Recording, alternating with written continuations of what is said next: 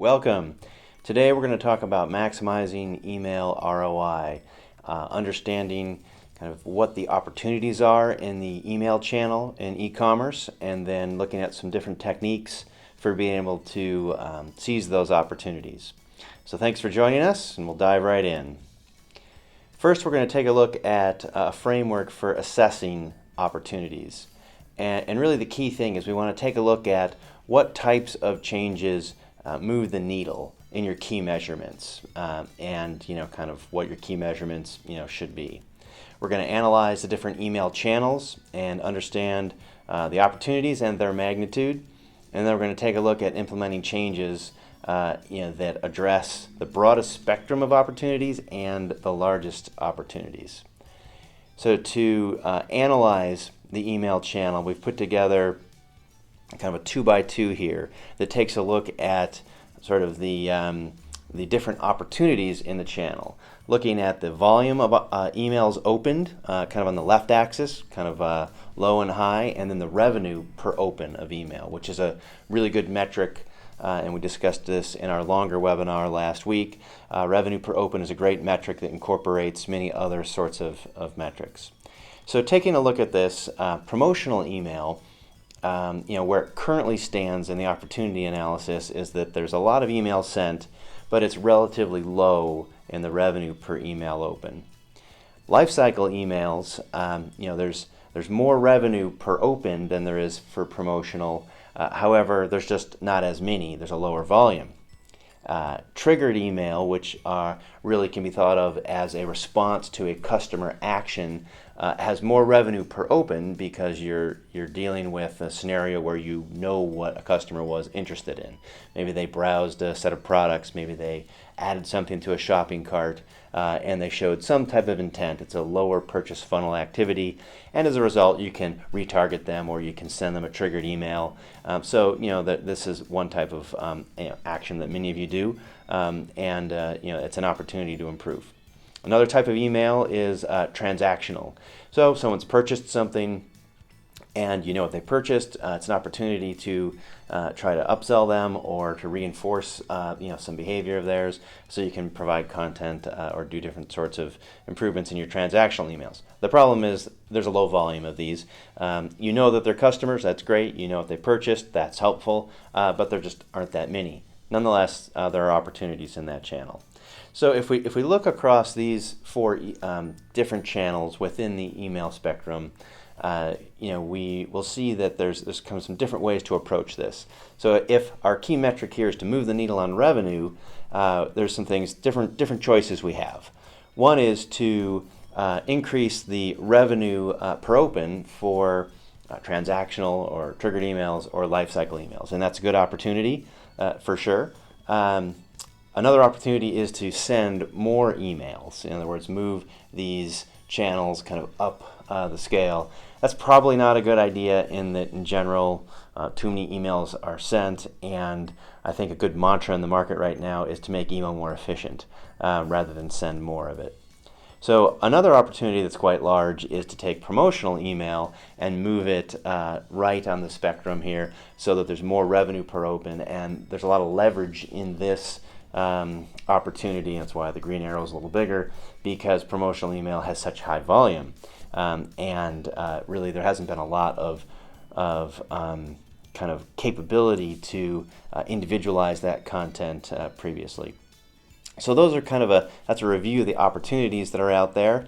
So if we take a look at this in terms of moving the needle, what are the opportunities? So we can send more email. We already decided that's probably not a good idea.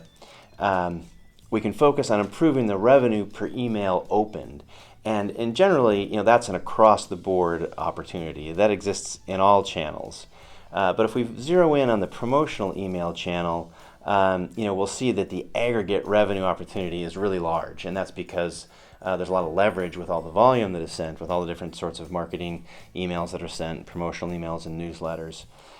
So taking a look at this opportunity, the thread that really runs through all of them is personalized content or individualized content selected for each individual in every email. and we'll talk about that some more. So, how do we size this opportunity? What can we do here?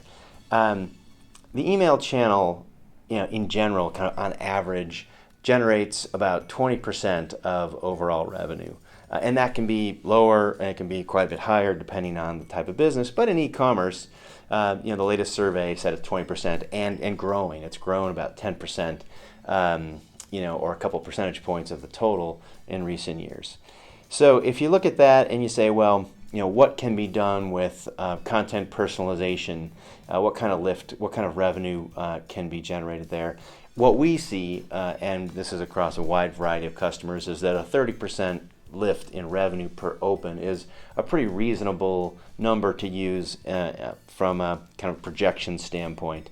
So when you take a look at that, what that delivers is a 6% lift, theoretical, hypothetical, 6% lift in total revenue, incremental revenue, and that's a pretty big number. So when you look at this and you size these opportunities, that's one that really jumps out.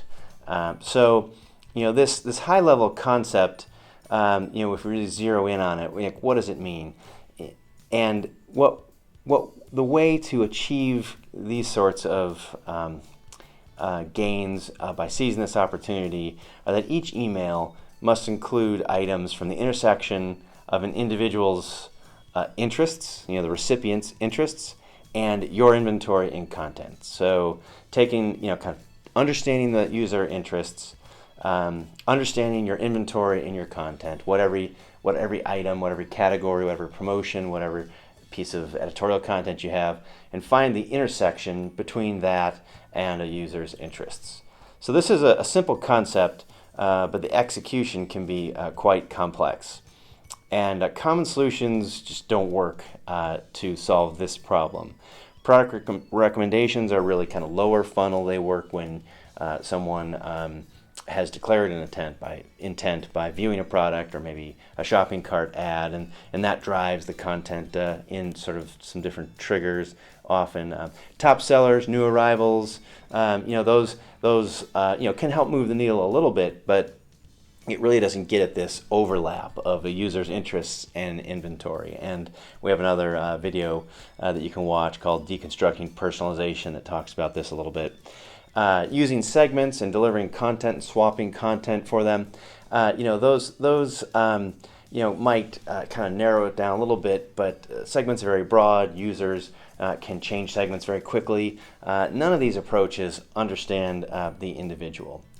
So, when you're trying to target the individual, you have to do a lot of exploration, a lot of learning, a lot of adaptation.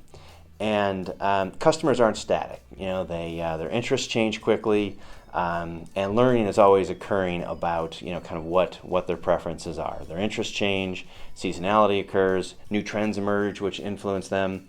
They can be bargain hunting, which changes their behavior from one segment to another. So understanding that individual and what they're looking to do is crucial.